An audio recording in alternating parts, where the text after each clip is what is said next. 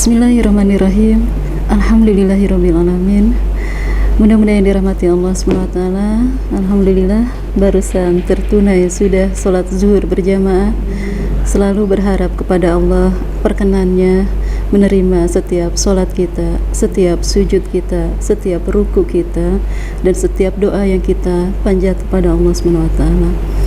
Semoga berlimpah segala kebaikan, semoga tercurah seluruh rahmat untuk kita, dan mudah-mudahan dengan segala yang Allah karuniakan itu terbimbing jalan-jalan hidup kita, terbimbing hari-hari kita, seluruh aktivitas kita, hingga keridhaan Allah itu ternaungkan tidak hanya nanti di akhirat. Sungguh kita berharap ridho Allah pun menyertai setiap aktivitas kita mulai hari ini dan seterusnya. Allahumma sholli ala Sayyidina Muhammad wa ala ali Sayyidina Muhammad. Mudah-mudahan disayangi Allah. InsyaAllah kita akan coba tuntaskan ya bahasan kita masih di fikih hikmah ya, hikmah ibadah haji dan umrah ya. Mudah-mudahan saya berharap mudah-mudahan ini pertemuan terakhir ya untuk menyelesaikan bahasan hikmah ibadah haji dan umrah. Mudah-mudahan disayangi Allah SWT. Di dua pekan lalu sudah selesai ya tentang tawaf ya.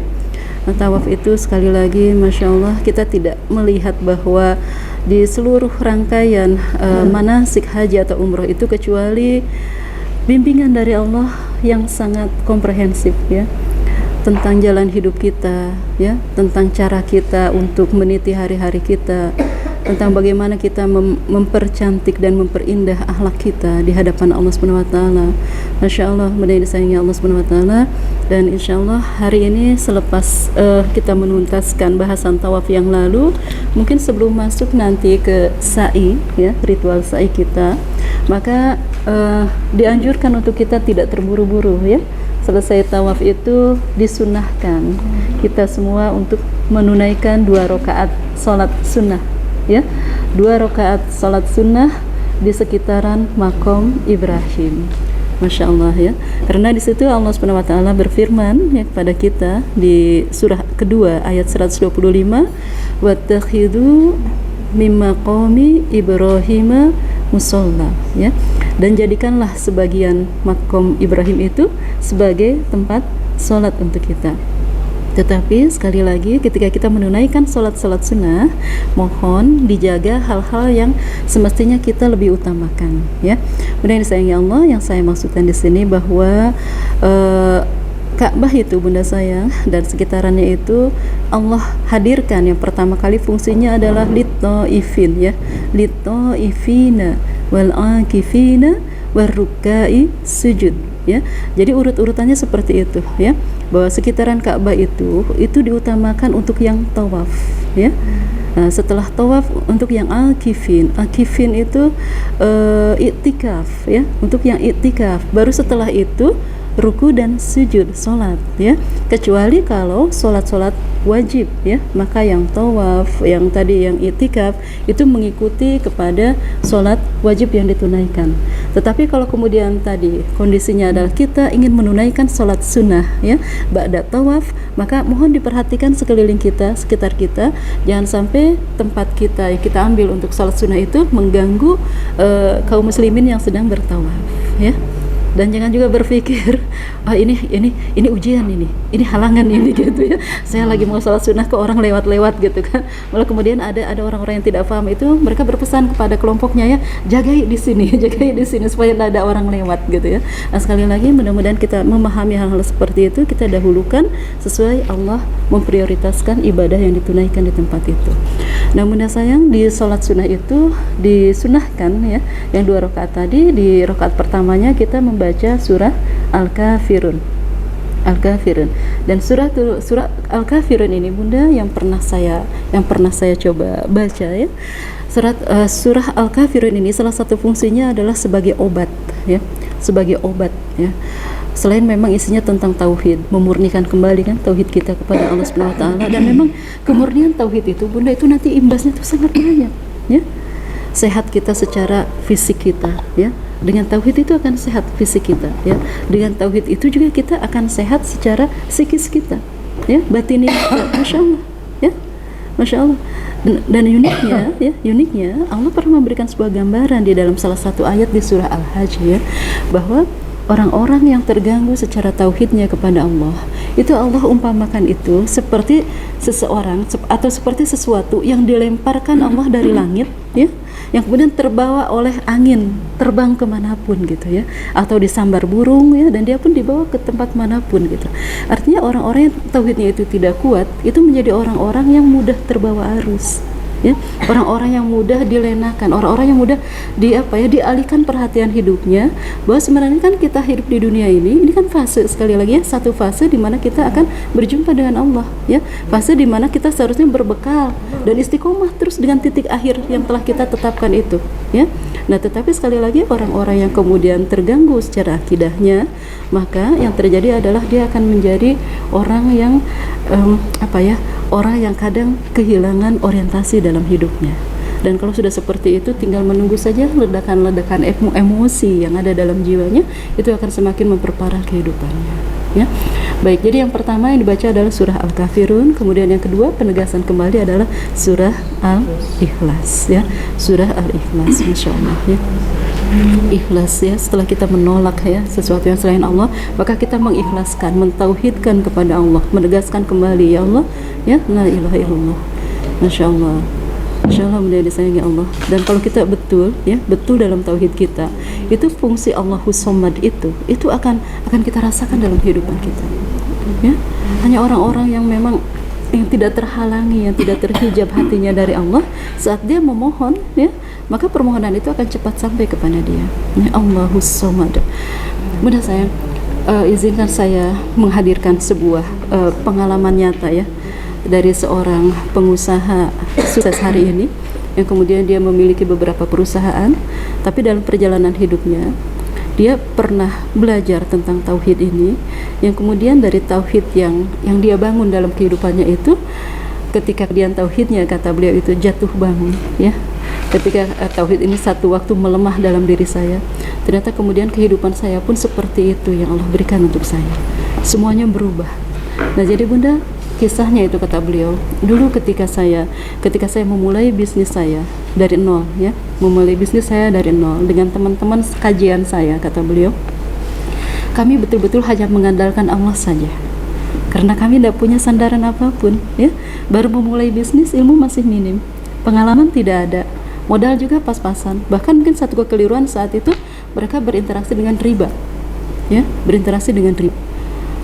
Insyaallah ya, riba itu hati-hati Bunda ya, riba itu ada dalam bentuk yang memang fisik ya, secara fisik kayak kita pinjam, kemudian pinjaman kita berbunga, bertambah nilainya, atau mungkin riba juga dalam bentuk denda itu juga riba ya, riba nasiah namanya. Kalau misalkan ya kita meminjam sesuatu, kemudian kita lambat mengembalikan, kemudian ada dendanya, itu riba. Hati-hati ya, itu namanya riba nasiah. Iya, jadi Bunda sayangi Allah Subhanahu wa taala, Bunda yang dirahmati Allah ya.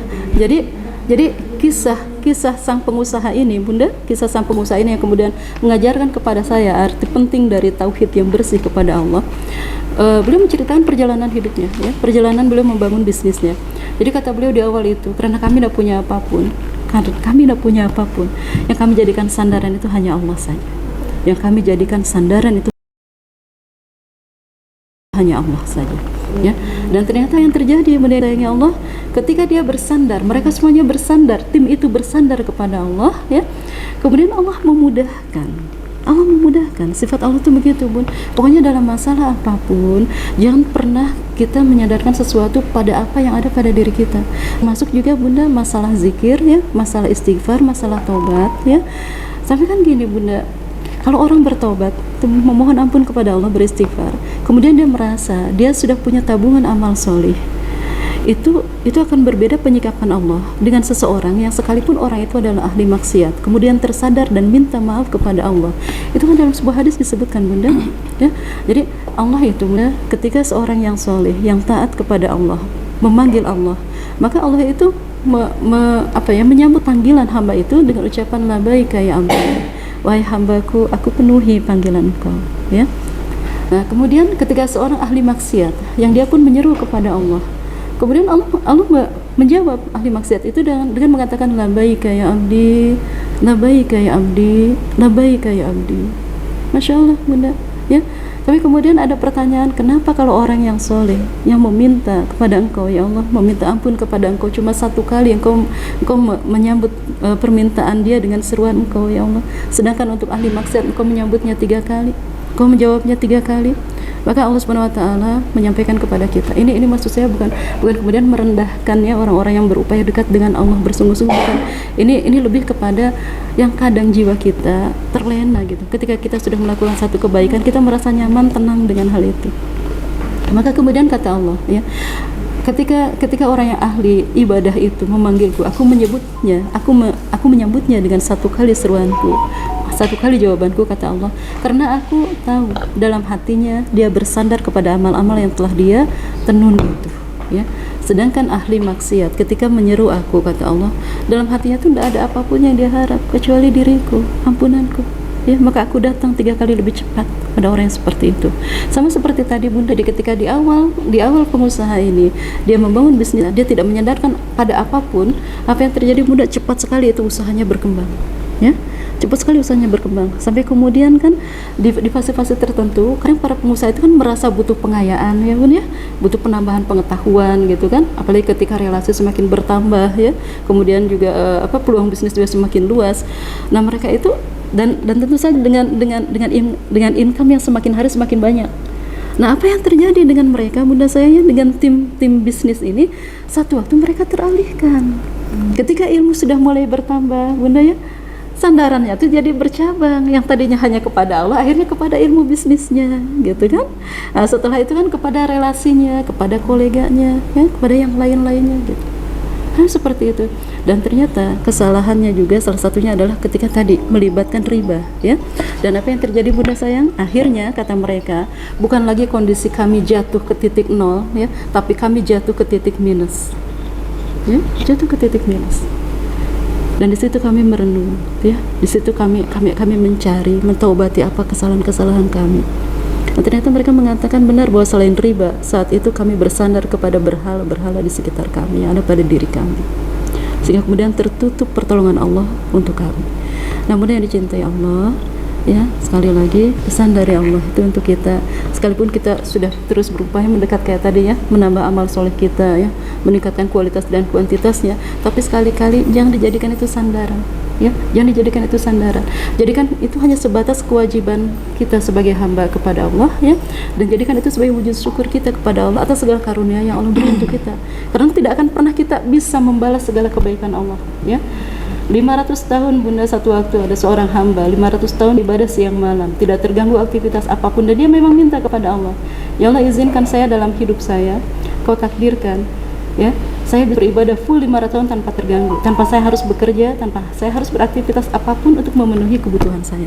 Dan Allah yang Maha Kasih itu penuhi keinginan hamba itu, ya.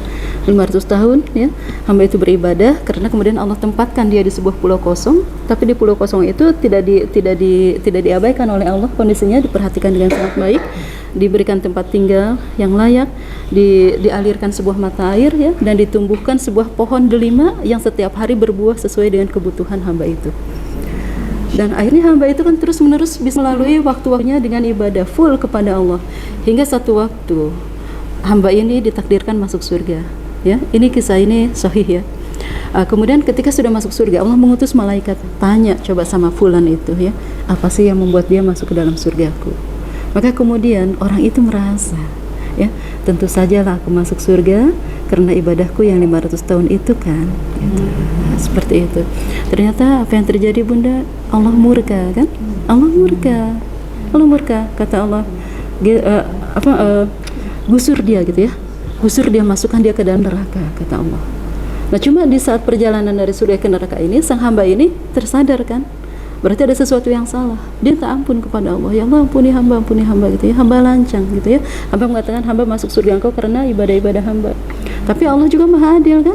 Allah juga maha adil. Akhirnya kata Allah, oke, sekarang saya mau perlihatkan kepada engkau, apakah benar?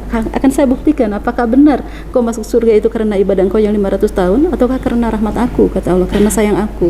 Maka kemudian kan ditimbang itu bunda, ditimbang 500 tahun ibadah hamba itu yang siang malam tidak berhenti itu dan tidak terganggu itu, dengan kata Allah, jangan semua karunia yang aku beri, jangan, kata Allah, coba dengan dengan nikmat sebelah kedipan mata yang aku beri sepanjang hidup dia.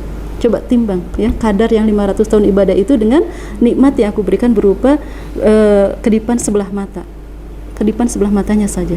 Dan ternyata kan begitu ditimbang, begitu dihitung, ternyata benar masih lebih berat timbangan kedipan sebelah mata hamba itu yang Allah berikan gitu. Jadi sekali lagi jangan ya bunda ya, yang kita butuhkan dari ibadah kita itu bunda, itu adalah hadirnya rasa tenang ya. Karena ibadah yang diterima oleh Allah itu cirinya adalah hati kita merasa tenang setelahnya. Kemudian yang kedua, kita terjaga dari dosa ya. Dan kita semakin rindu dengan Allah Subhanahu wa taala. Itu 3 hal itu yang menandakan yang kita butuhkan dari ibadah-ibadah yang diterima, bukan kemudian dijadikan sandaran merasa bahwa saya sudah melakukan ini ya Allah, saya berhak untuk itu, tidak ya. Namun yang disayangi Allah. Dan kemudian setelah sholat 2 rakaat tadi, kita pun berdoa kepada Allah ya, dengan doa yang sebagaimana diungkapkan oleh Nabi Ibrahim alaihissalam saat itu, Rabbana taqabbal minna innaka antas samiul alim ya. Ya Rabb kami, terimalah amal-amal perbuatan kami ini, sesungguhnya Engkau Maha mendengar doa kami dan Engkau pun mengetahui niat dan perbuatan kami. Baik bunda saya, nah setelah sholat sunnah ya, setelah sholat sunnah yang kita lakukan berikutnya juga melupakan sunnah untuk minum air zam-zam ya, minum air zam-zam. Hadis riwayat Ibnu Hibban menyebutkan bahwa sebaik-baik air di muka bumi adalah zam-zam ya, karena ia merupakan makanan ya. Ini unik ini, dia minuman ya, tapi disifati sebagai makanan ya. Ia adalah makanan yang mengenyangi, maksudnya makanan yang membuat kita akan kenyang ya.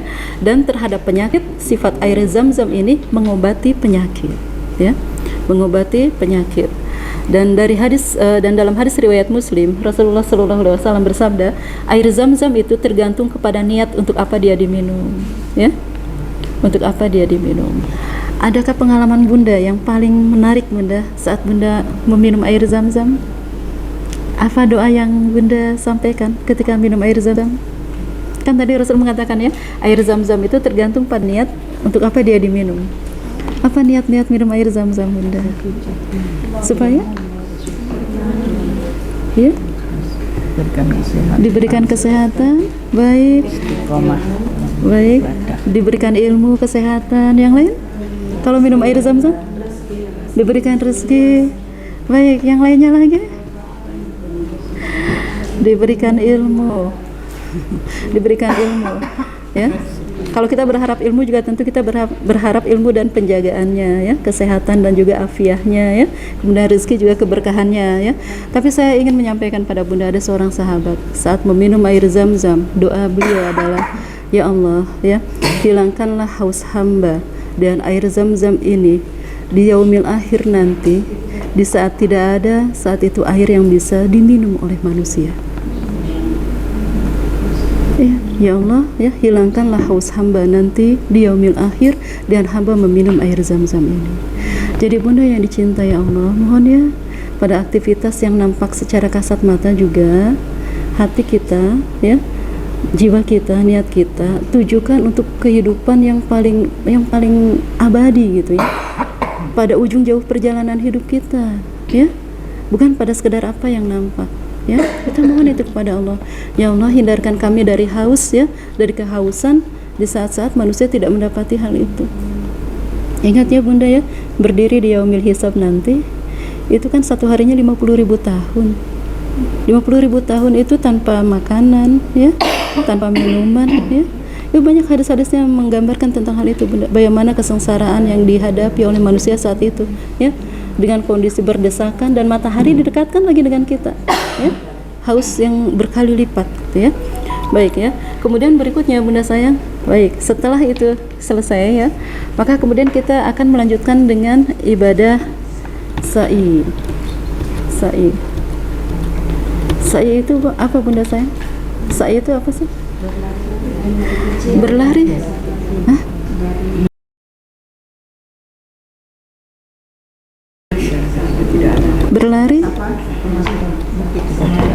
Berlari-lari. Baik. Sa'i itu berlari. Baik. Jadi tawaf keliling gitu. Baik, Bunda sayang ya. Ya sekali lagi tidak pernah ada satu aktivitas ibadah ya yang tidak memiliki makna, Bunda ya. Bahkan sholat kita saja barusan itu Masya Allah ya, sholat kita saja kan barusan Masya Allah, sekedar kita menyimpan tangan kita ya, tangan kiri di bawah kemudian ditutup dengan tangan kanan kita, itu pun sudah merupakan simbol kebaikan dari Allah, simbol pengampunnya Allah kepada kita. Bunda rasa enggak barusan sholat Bunda diberikan kesempatan oleh Allah untuk diampuni, untuk diubah menjadi lebih baik, dan itu kan terlihat simbolnya dari bersedekapnya Bunda semua ya. Iya Bunda yang disayangi Allah. Sama Bunda. Dan Bunda yang dicintai Allah ya. Untuk sa'i ini itu pun punya makna tersendiri. Jadi sa'i itu bukan lari-lari kecil yang kemudian kalau ditanya kalau lari-lari besar apa namanya gitu ya. Maraton katanya Bunda ya. Baik, ternyata sa'i itu Bunda, sa'i itu. Jadi sekali lagi ya, ibadah haji ini didesain ya, umroh juga didesain untuk kemudian memenangkan pertarungan kita dari setan yang menggoda kita ya.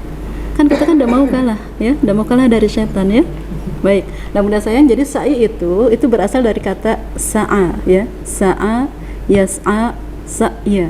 Ini semua sudah saya share di grup Bunda ya, ada ya lengkapnya di grup ya. Sa'i, sa'a, yas'a, sa'ya ya, maknanya adalah usaha yang penuh dengan kesungguhan, usaha yang penuh dengan kesungguhan. Sa'i itu Bunda itu kan sebuah napak tilas ya, aktivitas napak tilas ya atas perjalanan yang dilakukan oleh Sayyidah Hajar gitu ya. Dan kita semua tahu Bunda apa yang melatar belakangi beliau kemudian melakukan sa'i ya dari Safa ke Bukit Marwah ya, dari Safa ke Marwah ya. Kita paham semuanya apa yang saat itu sedang terjadi. Nah Bunda yang disayangi Allah SWT, maka hikmahnya bagi kita saat ini ketika kita memiliki sesuatu cita-cita, sesuatu mimpi, sesuatu harapan, maka Allah menggambarkan bahwa kita tidak akan pernah sampai kepada apa yang kita cita-citakan, apa yang kita inginkan, apa yang kita harapkan tanpa usaha yang penuh dengan kesungguhan. Itu ya, tanpa usaha yang penuh dengan kesungguhan. Ya, udah ya. Bunda yang dicintai Allah SWT, hanya saat kita berupaya untuk meraih apa yang kita cita-citakan itu, apakah kemudian ya kita tidak mengalami situasi-situasi yang membuat hati kita bertanya-tanya ya, ketika ternyata perjalanan meraih cita-cita itu kok banyak hal yang terjadi di luar dugaan kita, banyak hal yang terjadi di luar keinginan kita ya, di luar rasa suka kita gitu kan. Bunda ngalamin dah itu Bunda saat Bunda memperjuangkan sesuatu ya, seperti itu ya Bunda ya. Memang sepertinya sunnah kehidupan begitu ya Bunda ya, mengejar sebuah cita-cita ya, ternyata perjalanannya tidak mulus gitu ya, banyak tantangannya, banyak ujiannya, banyak mungkin kerikil-kerikilnya, bahkan mungkin banyak membuat jiwa kita itu mungkin tergores dengan luka ya, banyak yang membuat kita mungkin kadang dalam masa meraih cita-cita itu kita sampai meneteskan air mata, Insya Allah ya, perasaan yang tidak enak, kadang juga mungkin berimbas pada tidak enak makan, tidak enak tidur ya, mungkin seperti itu ya. Nah Bunda yang dirahmati Allah, terlebih saat kita mencoba meraih cita-cita kita, itu biasanya Bunda ada sesuatu yang mengganggu pikiran kita ya, ada yang mengganggu pikiran kita, ada hal-hal yang kemudian mengganggu perasaan kita, apalagi kalau kemudian kita memberikan peluang luas-luas kepada syaitan untuk memberikan was-was dalam hati kita ya, di hadapan pada satu kondisi yang kita tidak harapkan, akhirnya setan yang masuk ke situ menunggangi perasaan-perasaan kita ya.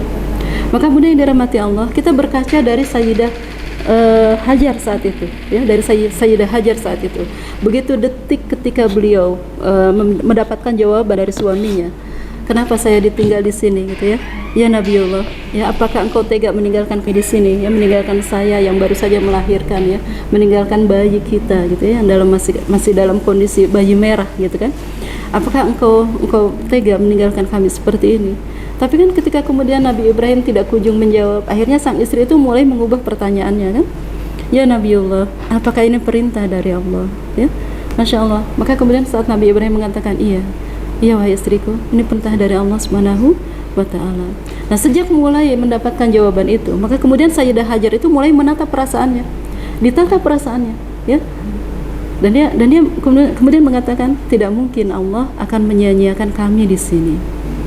Jadi yang dirahmati Allah, mohon ya diambil ini sebagai hikmah, sebagai pelajaran saat kita meniti kehidupan kita, saat kita ingin meraih cita kita, kemudian kita bertemu dengan hal-hal yang tidak menyenangkan, dengan tantangan yang tidak mudah ya, maka yakini bahwa Allah tidak akan meninggalkan kita ya, sebagaimana Sayyidah Hajar. Tetapi kemudian apakah keyakinan itu hanya keyakinan? Tidak ya.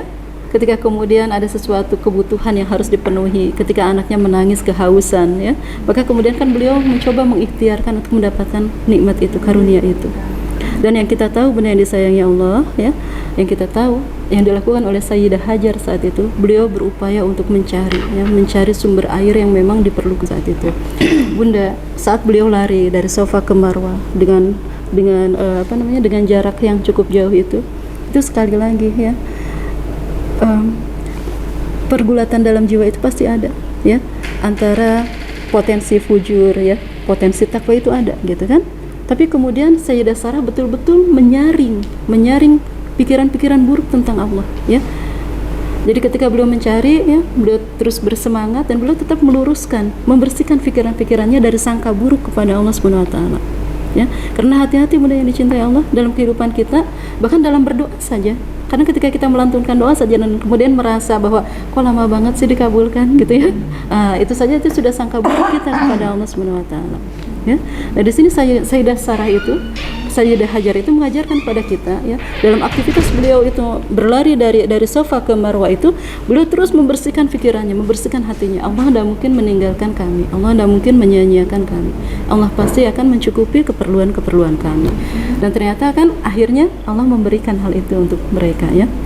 Namun yang disayangi Allah, kegiatan menyaring pikiran ya, aktivitas menyaring pikiran dan perasaan yang tidak baik terhadap Allah dan ketentuan Allah itu disebut dengan tasfiyah ya.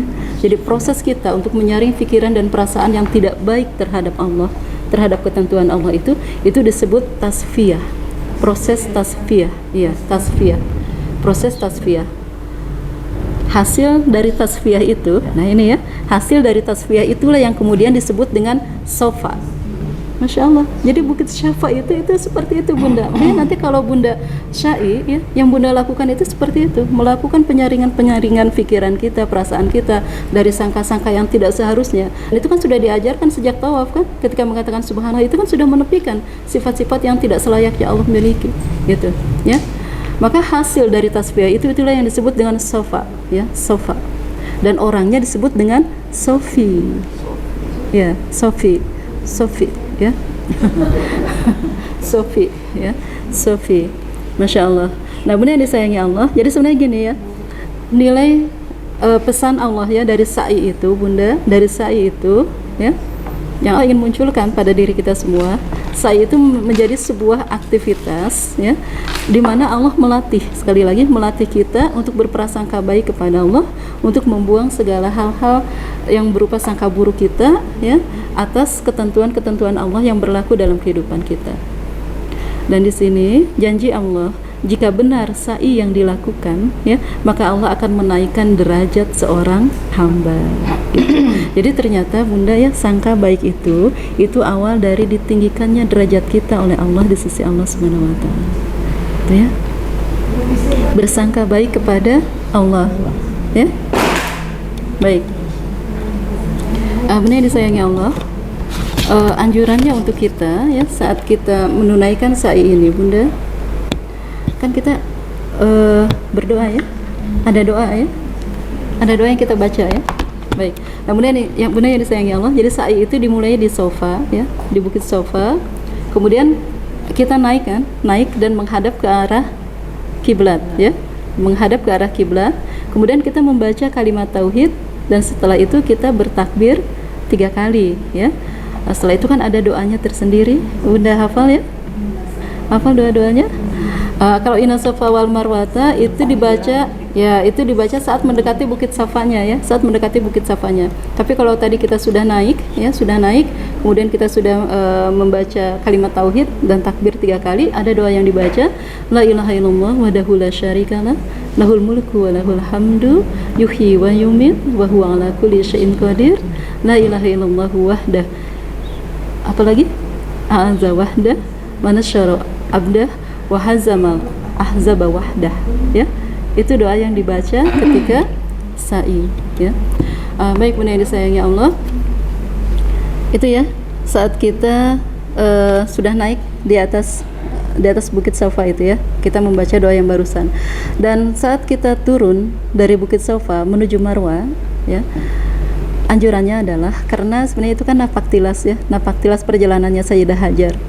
Kenapa beliau melakukan hal itu?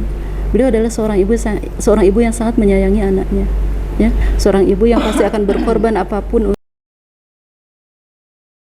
untuk anaknya. Sama seperti kita hari ini ketika kita menjadi seorang ibu, dan dulu anak-anak kita itu kan sempat berada pada rahim kita, kan. Rahim itu kan sebenarnya sifatnya Allah Subhanahu wa taala, ya. Rahim itu salah satu sifat Allah, ya. Maka kemudian seorang wanita yang pernah dulu ada anak-anaknya yang hadir di rahimnya, itu pasti rasa sayangnya itu akan tertumpah, tercurah sangat banyak untuk anaknya, ya. Dan tidak jarang benar disayangi Allah, seorang ibu itu rela mengorbankan apapun termasuk nyawanya untuk anaknya. Maka sebenarnya di saat ibadah, di saat ritual sa'i ini, itu yang terbayang itu adalah hal seperti itu, ya. Hal-hal yang diberikan dulu oleh orang tua kita kepada diri kita, ya. Maka bunda yang disayangi Allah, dianjurkan ketika kita turun dari Bukit Safa menuju Marwa, yang dianjurkan itu adalah perbanyak doa untuk orang tua kita, gitu, ya. Bahkan kalau dalam ibadah haji atau umroh itu kita masih ada kedua orang tua kita, ya, itu anjurannya itu bunda direngkuh, ya, tangan mereka itu di kiri dan kanan kita itu, ayah dan ibu kita itu, sambil kita doakan, ya, sambil kita doakan mereka, ya.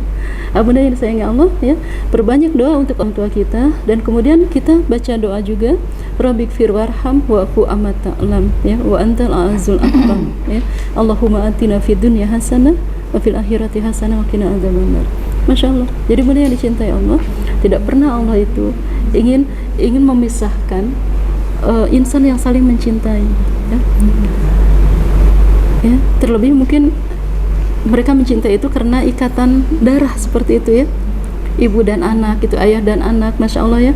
Karenanya memang doa-doanya itu senantiasa berkelindan, gitu, ya, tidak sekedar mendoakan dirinya, ya, tapi juga orang tuanya dan juga keturunannya. Dan itu yang nanti saya kabarkan bunda, ada sebuah kabar gembira, ya, ada sebuah kabar gembira bagi satu keluarga, yang mereka itu diikuti anak cucunya dalam keimanannya.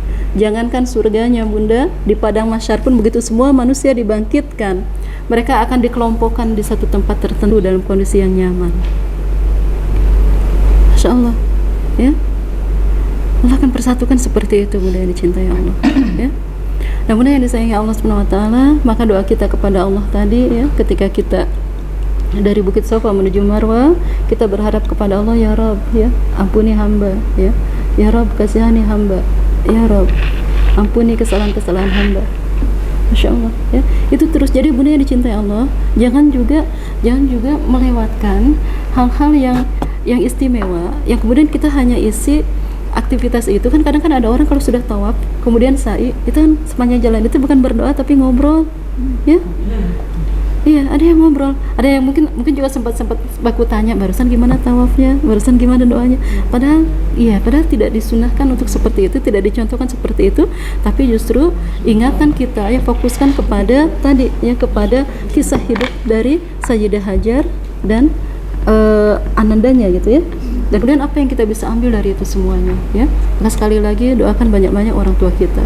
Bunda yang dicintai Allah. Nah kalau tadi Safa itu kan hasil dari tasfiyah, ya, hasil dari tasfiyah. Nah sekarang apa yang disebut dengan Marwa, ya. Baik bunda, Marwa itu maknanya adalah sesuatu yang sangat dibutuhkan dan ingin segera diraih. Marwa itu adalah sesuatu yang sangat dibutuhkan dan ingin segera diraih, ya. Jadi saat itu kan perjalanan Sayyidah Hajar itu kan dari Safa menuju Marwa itu kan berharap ada air, ya. Ada air yang sangat dibutuhkan oleh mereka berdua.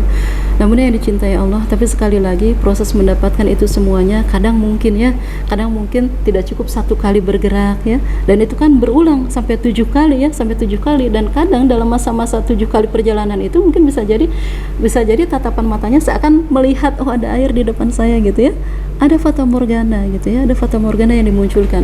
Namun yang dicintai Allah, kita pun dalam kehidupan kita sekali lagi saat kita mengupayakan sesuatu, kadang hal-hal seperti itu tuh muncul dalam kehidupan kita. Tapi sekali lagi bunda sayang, sampai tadi dikatakan ya, ada bunda yang mengatakan saya itu lari-lari kecil gitu ya. Kalau untuk perempuan mungkin jalan cepat gitu ya. Nah itu juga punya makna tersendiri. Jadi ketika kita punya cita-cita ya, punya harapan, punya sesuatu yang kita ingin raih, maka kemudian yang dimunculkan dari ibadah, dari ritual sa'i itu adalah bergeraklah engkau gitu ya, bergeraklah engkau secara maksimal ya. Jadi saat punya mimpi, punya cita-cita, jangan diam, bergeraklah, berupayalah, berikhtiarlah gitu ya. Bunda yang dirahmati Allah Subhanahu wa taala, dan kemudian saat kita tiba di Marwah, hal yang sama pun kita lakukan seperti kita di Safa tadi, di Bukit Safa tadi ya. Naik ke atas menghadap kiblat ya, dan kemudian semuanya persis dilakukan seperti yang tadi di Bukit Safa ya. Lakukan itu selama 7 kali mulai Safa dan berakhir di Marwah ya. Jangan terlampau solih katanya bunda ya, karena ada juga orang yang kemudian mulai dari Safa kembali lagi ke Safa gitu. Jadi ada yang kemungkinannya itu ya, ada yang kemungkinannya itu kurang 1 kali kan kalau tidak sampai di Marwah, atau kelebihan.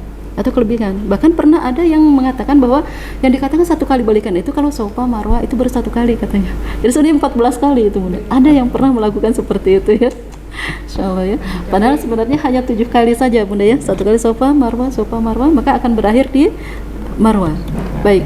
Nah bunda yang disayangi Allah, maka pesan dari ibadah sa'i itu adalah ya, sekali lagi Allah akan memberikan kemuliaan kepada mereka yang mampu berprasangka baik kepada Allah Subhanahu wa taala. Baik bunda sayang. Sudah 1:30 ya bunda ya? Iya. Sudah 1:30. Baik, masih akan dilanjutkan atau disudahi? Dilanjutkan, saya izin. Oh baik. Sudah akan ditutup saja atau bagaimana bunda? Ada baik pertemuan dan bunda masih ada pertemuan ya. Baik bunda saya. Iya. Baik, kalau memang banyak yang izin setelah ini 1:30 bunda saya.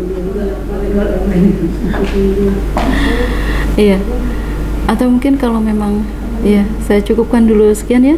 Kalau saya coba tutup dulu, kalau nanti sebentar ada yang mau diskusi silahkan ya, dipersilahkan ya. Mungkin itu dulu sementara bunda ya dari sa'i itu, walaupun mungkin masih banyak yang ingin diperdalam sebenarnya pada ibadah sa'i ini, pada ritual sa'i ini, tentang bagaimana nanti kita mengelola perasaan kita, tentang bagaimana nanti kita menyiasati potensi fujur dan takwa kita, tentang bagaimana nanti kita akan berkenalan dengan emosi ya, dengan jenis-jenis emosi, dengan pembagian emosi. Kan ada emosi positif, emosi negatif, termasuk ada istilah low energy yang kita kenal dengan sebutan low bed. Saya sedang low bed. Nah kemudian kita akan mencoba melihat kesadaran diri kita saat kita low bed itu kita berada pada level-level yang mana gitu ya. Ini masih banyak benda tentang saya ini ya. Insyaallah mudah-mudahan kedepannya bisa lebih longgar lagi ya, bisa lebih bisa lebih terperinci lagi yang kami sampaikan. Baik bunda saya, mungkin sementara itu dulu yang saya sampaikan. Mohon maaf untuk segala kekurangan. Alhaqqumi rabbik fala takunanna minal mumtarin. Assalamualaikum warahmatullahi wabarakatuh. Waalaikumsalam.